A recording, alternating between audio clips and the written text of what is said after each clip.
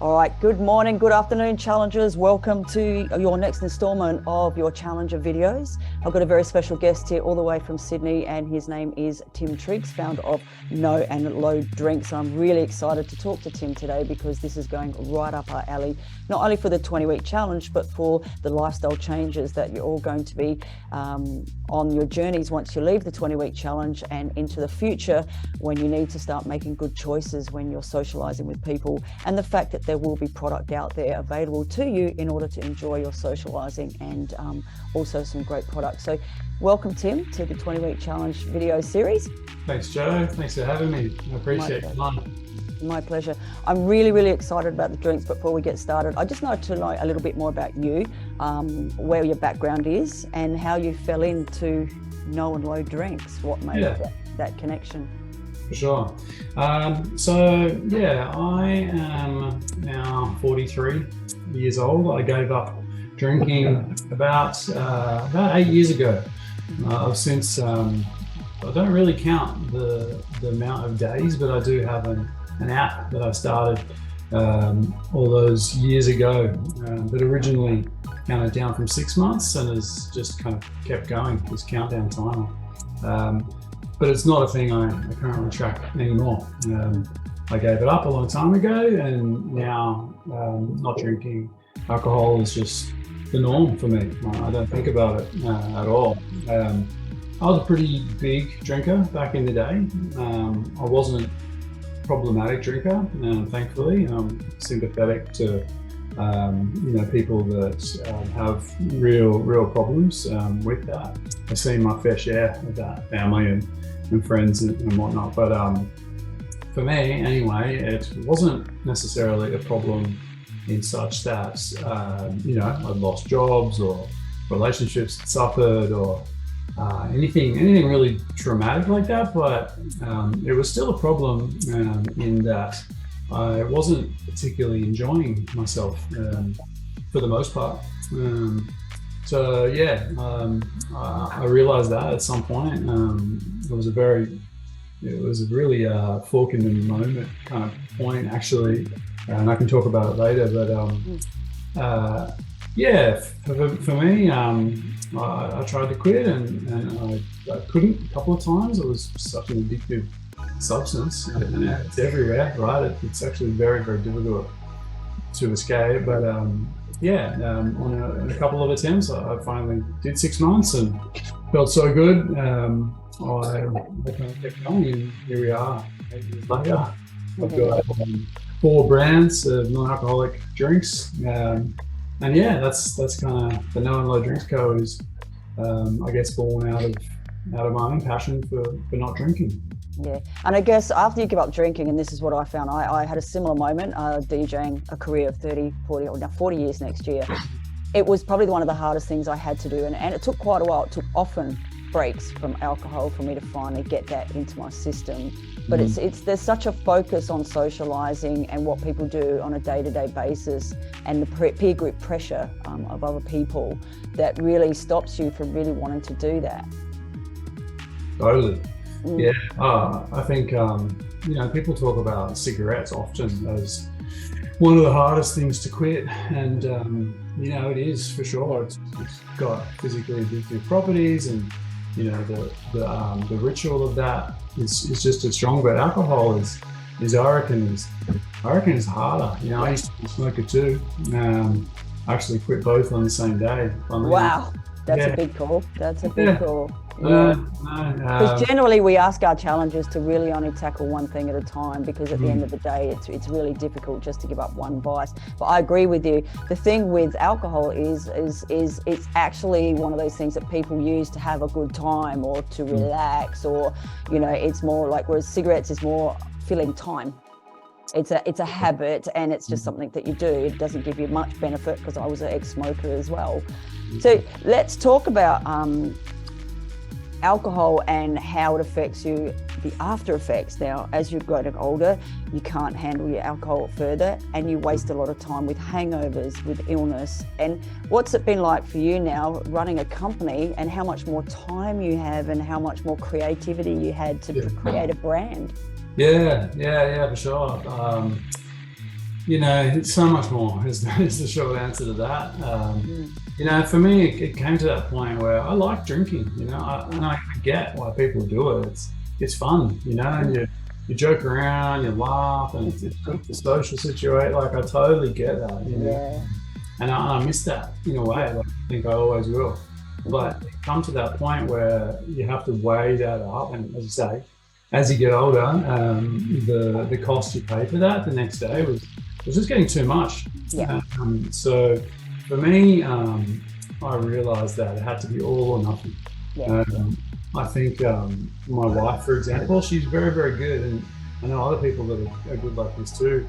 They can have a couple of drinks here and a couple of drinks there, and put it away, and they don't suffer those terrible consequences the next day. But I wasn't good at that. I'm all in, and that's just my personality, I think. So luckily I kind of figured it out and broke the habit. But it's funny when you do break the habit and you realize how much time not only goes into just drinking at the pub or restaurants or whatever, but the next day, that just dead time that you're struggling. So when you get all that back, it's actually kind of amazing. I think that's largely where the passion for me for drinking or being totally sober actually comes from, because it's a real high. Like, I think humans naturally want a high. Whether it's good food or friends or sex or anything.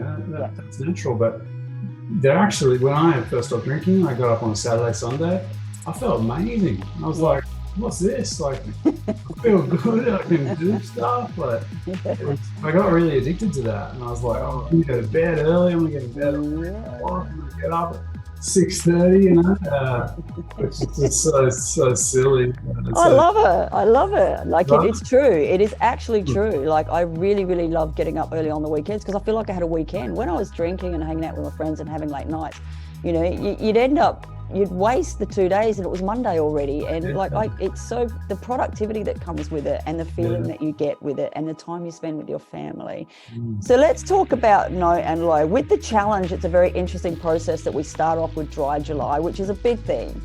But I think the most common problem is not having alternative drinks available to you. I mean, I noticed some of the stuff coming into the supermarkets now, and on the odd occasion, we will ask a pub or a bar whether or not they have a non-alcoholic wine. But generally, it's only really been Red Bull and water. And for someone like me, I now have a heart condition, so Red Bull's out of the question, obviously. And it's not very good for you. So let's talk about the product No and Low. And what also strikes me as well, I have tried the products, the gin and the other one, and they're very, very low in calories. That's massive. Yeah, no, exactly. Cool. I'm glad you like them. I'll have to send you the full range after this. You can check them all out. But I think that's when I first stopped anyway, when the landscape has changed a lot. Thankfully now there's lots of options, not just mine. There's lots of good options. And it's great to see that restaurants and bars and festivals and things are starting to put on different options. There's still a long way to go. I think most festivals, it's funny you mentioned Red Bull, because that one's always kind of just surprised me a little bit. It's like, name a more artificial drink than Red Bull. Like, what is in Red Bull? What is even in it? Yeah. Like, it's just artificial on artificial, and it's yes. Anyway, so yeah, exactly. So with No and Low, when I first started, another thing I actually really enjoyed at that time, and I still do to a degree, but it's more normal now. Going out to restaurants, going out to pubs, and asking for the non-alcoholic option, or what have you got that's non-alcoholic, and you get this look, you get this really weird look. That's how I don't drink, and I just didn't get it. It was the strangest, weirdest look, and I liked it for a bit. But then slowly but surely I just got really bored, and I didn't even bother asking in the end, because I knew I was going to get this look, and I knew that it'd end up in this awkward conversation. And so with No and Low, I started a brand nearly 5 years ago, which was altered spirits, which is in the background there.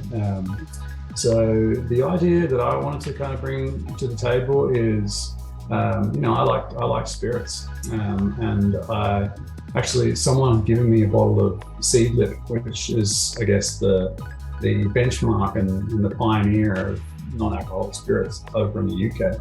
Someone gave me a bottle of that for Christmas, my sister actually, and it basically changed the course of my life, because I was like, after 4 years of not drinking and having rubbish like Red Bull and mocktails full of sugar and all that, have this, which was no sugar, no calories. It was a distilled thing, which kind of really piqued my interest. I loved it, and there was no sugar, and it was a great option. So all of my drinks basically have sprung from that. I try and keep them low calorie. I try not to use any added sugar. Most of them have no sugar, or if they do, it's sugar from the fruit itself, which is good sugar. Sugar isn't bad, like it can be depending on diabetes and whatnot, but generally speaking, it's not bad. It's whether or not you overconsume, obviously, because in the challenge we're teaching people that less is more. You can still enjoy your life and still enjoy the things. You just got to taper off on high sugars, or constant smashing your body with high sugars and things like that. Yeah, that's right. So yeah, at the end of the day, I think if you're not drinking, you're looking for alternatives. I think you want to be having something that is good for you.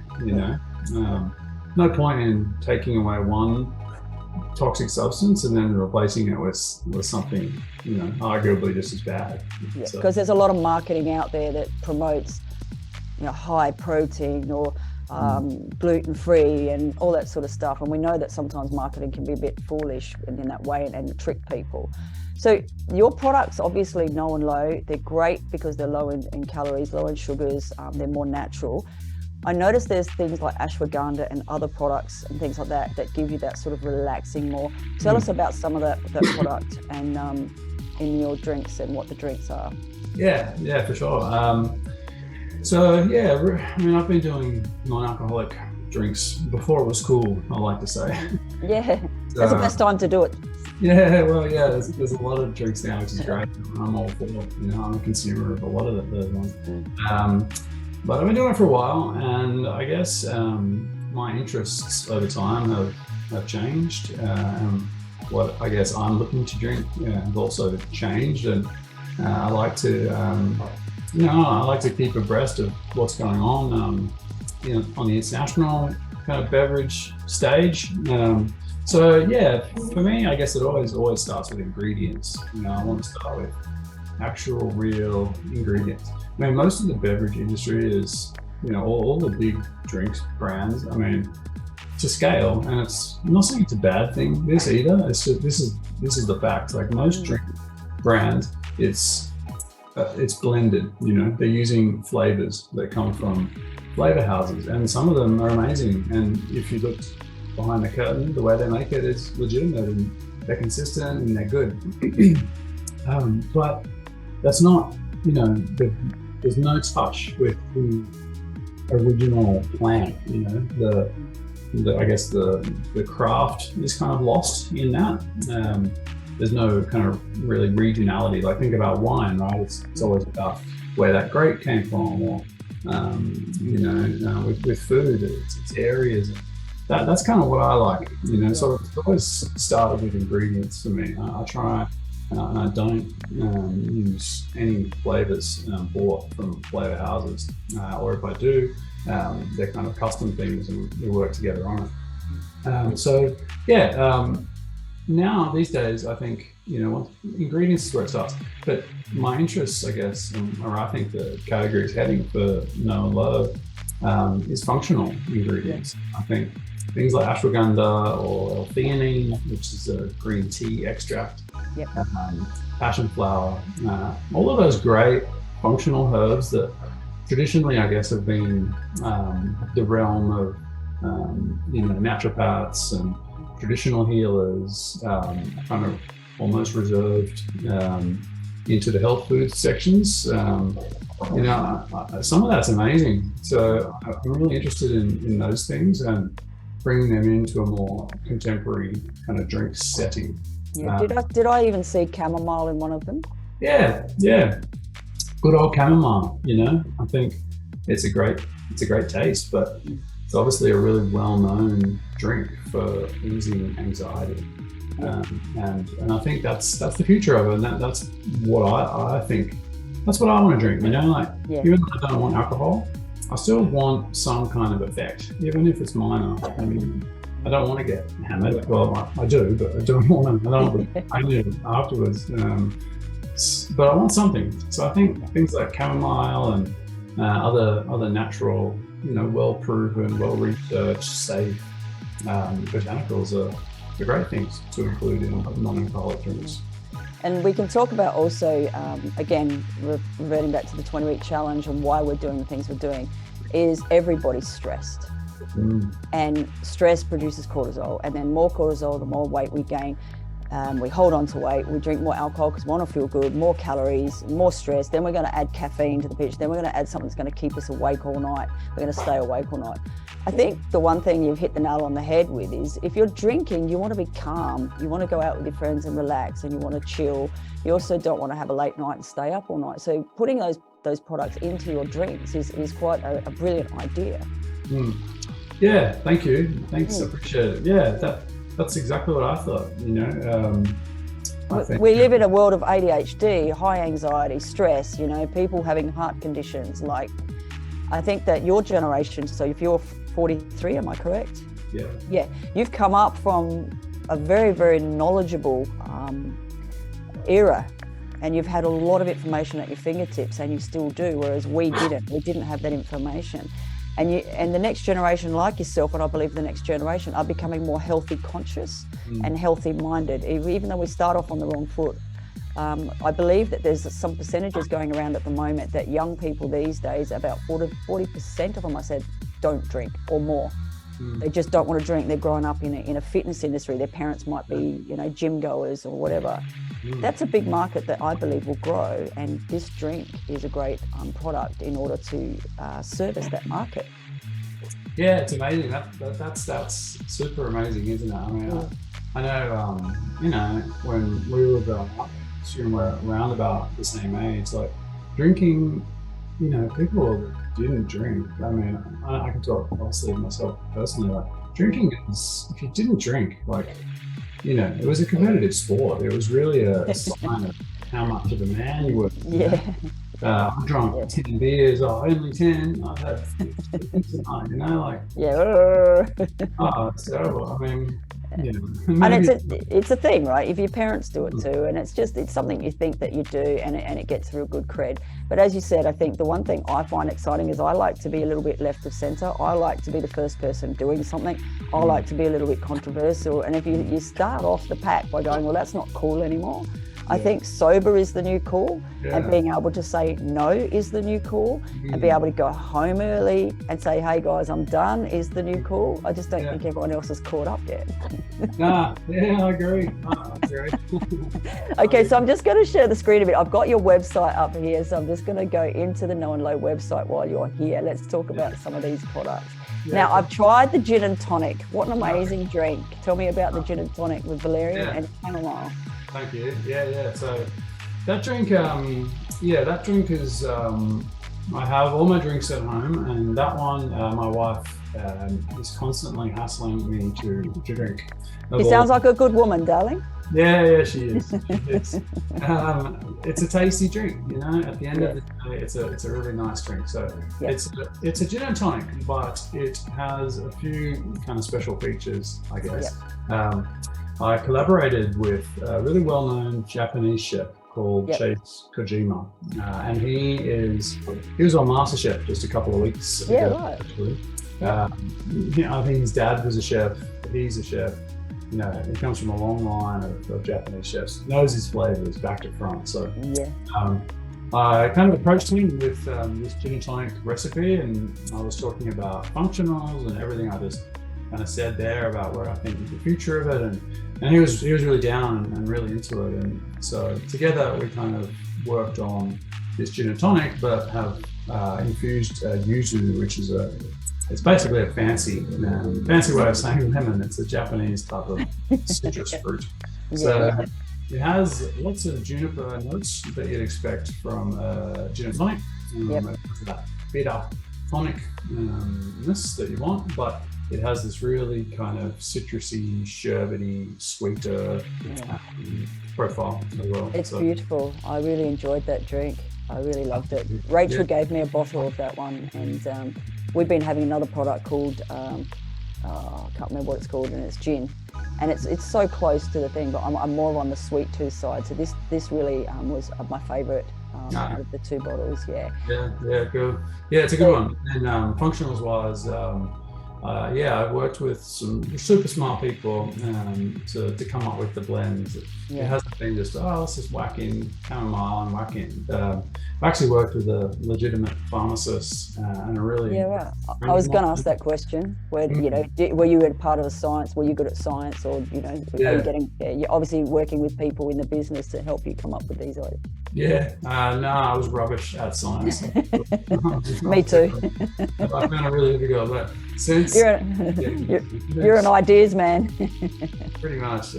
Getting into the drinks though, I've had to learn a lot about science, just distillation in particular. When I first started with distillation, it was a romantic thing, and I'd put different plants in, and I'd be looking at things, but sure enough, I had to start looking at pHs and then different acidity levels and what that would mean for drinks.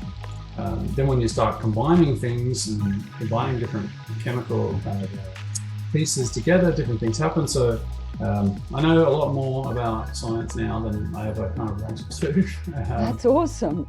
See, if you fail at school, don't worry, you can pick this stuff up later. You pick it up, it's much easier when it's something you enjoy. Okay, let's talk about Negroni and why it's very obviously another beautiful drink. It's very, again, I really like this one as well. So let's talk about the Passion Flower Higher Wellness Cocktail. So this whole range is the higher spirits range. So it's about lifting your spirits. Negroni is typically quite a short or very short cocktail, and it's quite strong. So this is, I guess, the anti one of those in a way. It has no alcohol, of course, but it's a spritz. So it's still got the bitterness and strength of flavour. And Negroni has 3 different types of spirits in it, so I've kind of tried to capture the flavour profile of the Negroni in a longer, more easy kind of sipping format. And then, the key ingredient when you talk about stress is passion flower here. So if you're going to I'm sure you know this, but people who don't, if you go into a supermarket or a chemist and you're looking for a natural stress supplement, I guess, you look on the back of any of those, like B vitamin or executive stress, any of those. So passion flower usually is the #1 main ingredient in those. So it's a really good, well-researched product to help with stress and feeling. And I love that. 0% alcohol, and ladies and gentlemen, I've got the calorie count for 1 bottle of Negroni Spitz is around about 49 calories, I believe, and gin and tonic is around about 50. So in comparison to other alcoholic beverages, that is low. That is very, very low. Now let's talk about the drinks for the beer lovers and also the wine lovers. So here we've got Brew Tropic. Is that right? Yeah, Brew Tropic. If you want to, you can open up the Brew Tropic website, because it's a funny brand. We've had a lot of fun with this brand. Anyone who grew up in the kind of late 80s or 90s will hopefully resonate with the aesthetic of what we're doing with Brew Tropic. But this is the first beer in the range of Brew Tropic. Brew Tropic are non-alcoholic beers, but it's at the these beers are at the cross section of non-alcoholic beers and functional drinks. So with this one, it's a sour, so it's quite passion fruity and tropical. So it's not like a regular draft. A lot of people haven't tried sours before, and they can be a bit shocked. I know that there's a beer company, Pirate Life here in Adelaide, that have quite a different range, very similar to this, obviously real beer. And I've tried a couple of those, and it's a very interesting way of beer now. And there's a lot of people experimenting with beer. Yeah. Yeah, beer's totally changed. When I had my last beer up at a pub in Bondi 8 years ago, as craft as it got was pretty much Cooper's Pale, you know? Yeah. One of these unusual craft beer. West End. Yeah. That's it. Like, you know, it was, if you had anything more crafty, it was almost kind of shunned. Where now it's. I think beer's just become more trendy and cool. Like, you know, like how men became, you know, a little bit more, you know, aware of their fashion, and everything's sort of steered away from football meat pies and kangaroos and Holden cars. It's now, you know, everyone's kind of just gone a little bit more, you know, trendy and out living outside the square, you know. Yeah, it's good. It's good. I mean, yeah, totally. I think back on your point there around the changing and young people, like, I didn't think I was seeing such a major shift away from alcohol in my lifetime, you know. So Brew Tropic, this is a sour. There's a whole bunch of other beers coming out. We're working on a cherry ripe style dark beer with cocoa, and when cherries come in season soon, we'll do a cherry style tropical beer. So this is just a fun brand, quite different, but packed full of stuff to either help you chill out in this case, and some of them are going to be more geared towards other emotions, you know, whether it's mood or you know, concentration, stuff like that. So it's good fun. Beautiful. So it's a nice drink as well. Nice day drink. So let's talk about, you've got a couple of the Giddy Vermentino wine, the Giddy Petno wine, and also the Giddy Red Beer. Yes, exactly. So Giddy is the wine brand that I've started. Each of these brands is basically with different friends of mine who are in the industry. So a good friend of mine, his name's Tom, he owns an alcohol wine distribution business, and he's lived in France making wines. He's a proper wine guy. He knows his stuff when it comes to wine. So me and him got together. I was like, let's do a non-alcoholic wine. And we worked together a lot on creating something. But wine for us anyway, in the non-alcoholic category, there are some really nice de-alcoholized ones, but there are some really not good ones as well. So when we were thinking about doing Giddy, we were thinking about which way we wanted to go. A big kind of trend, and you know, a lot of my drinks, it's all about, you know, natural, good quality ingredients, you know, first and foremost. So to do the best drink that we thought we could in the wine category was not to de-alcoholize something that was originally a wine, but to recreate the wine experience if you want. So each of the Giddies starts with a base of verjuice, which is like an early picked grape, really nice and light and citrusy. And then we layer things on. So whether it's fresh fruit, honeydew melon we use in one of them, peaches is a seasonal variety that we do at the moment. Layer that on with other things, so functionals. You know, we got shiitake mushroom in the Pinot, for example. Lemon balm we have, which is another great one for stress in the Vermentino. So it's not exactly wine. It's the wine experience we like to put. From what Rachel has told me, if you're a really solid wine drinker, the expectation of this tasting like a wine should be thrown out the window at some point, because like you said, it's something that is a new wine or a new wine experience. Yeah, exactly. It's a really important point. I think if people are expecting a Sauvignon Blanc when they have this, it's not going to happen. They're going to be disappointed.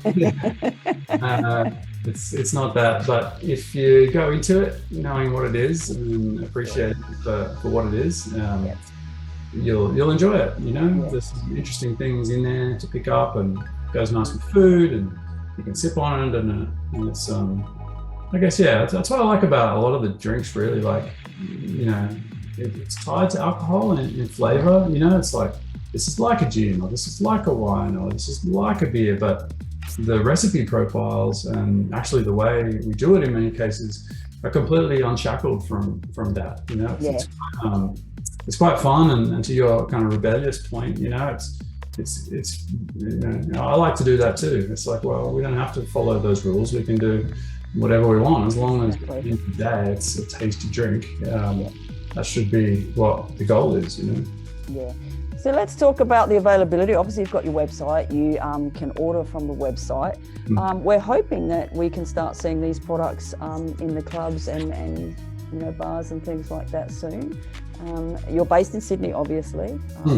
So the best place now for our punters to go would be the website. Is that correct?